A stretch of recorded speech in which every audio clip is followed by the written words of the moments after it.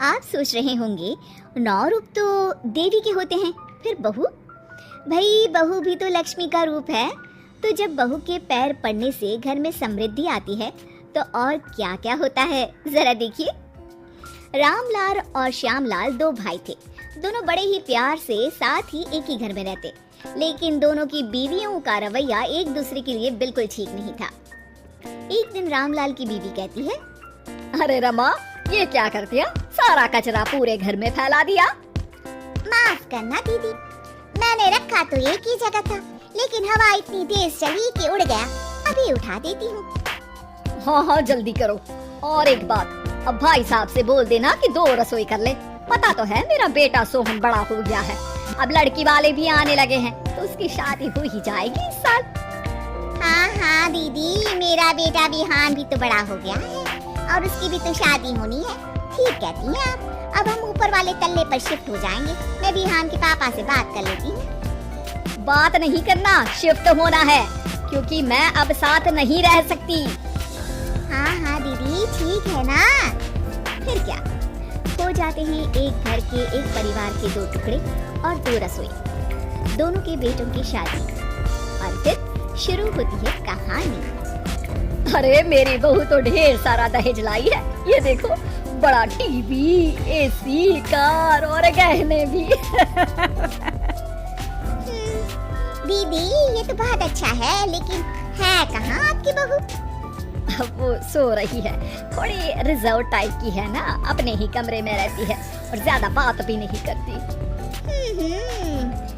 तभी रमा की बहू की आवाज आती है, माँ कहाँ है आप? जल्दी आइए, नाश्ता ठंडा हो रहा है और मुझे भी भूख लग रही है। आ रही हूँ बेटा, रुक।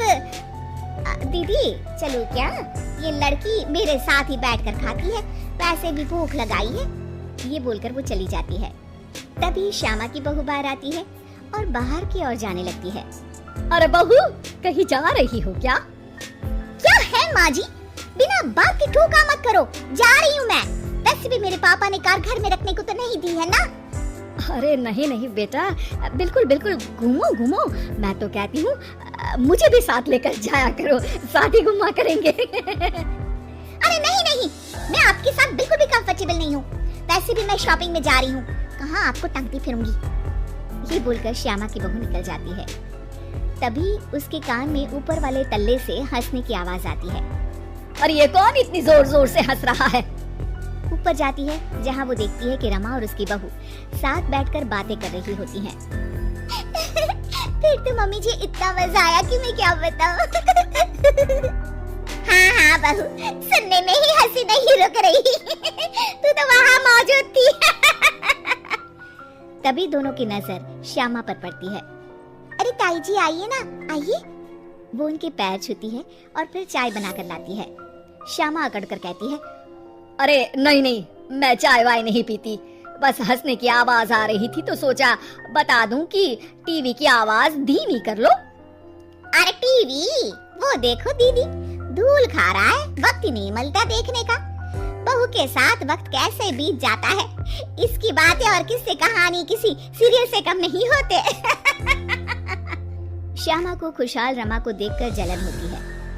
हाँ, मैं तो तंग आ जाती हूँ इतनी सारी बातें करके, मुझे तो सुकून पसंद है। ये कहकर श्यामा चली जाती है। अगले दिन रमा अपनी बहू के साथ घर से जा रही होती है कि तभी दरवाजे में श्यामा उन्हें टोकती है। अरे कहाँ जा रही हो दोनों? अरे देखिए ना दीदी, इसे शॉपिंग करने जाना था। मैंने कहा अकेली चली जा, तो कहने लगी मम्मी जी आप घर में अकेले बोर हो जाओगे ना, आप भी चलो हमारे साथ।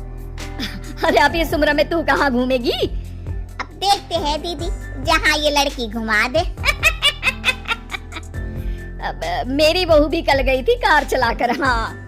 तभी रमा की बहू कहती है, ताई जी मुझे तो कार चलानी नहीं आती, लेकिन हाँ इस सुहाने मौसम में मम्मी जी को स्कूटी की सैर करा देती हूँ। श्यामा का मुंह बंद हो जाता है। वो अपने कमरे में चली जाती है, जहाँ उसकी बहू बैठकर अकेली टीवी देख रही होती है।